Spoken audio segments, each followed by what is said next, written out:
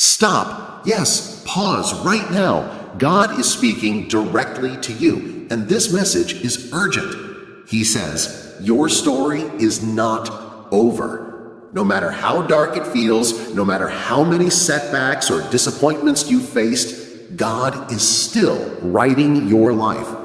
Jeremiah 29:11 reminds us, "For I know the plans I have for you, declares the Lord, plans to prosper you and not to harm you, plans to give you hope and a future." Your past does not define you. Your failures are not the end. God says, I am still at work in your life. I'm turning your struggles into strength, your pain into purpose, and your trials into triumph. So lift your head. Keep moving forward. Your chapter is not finished.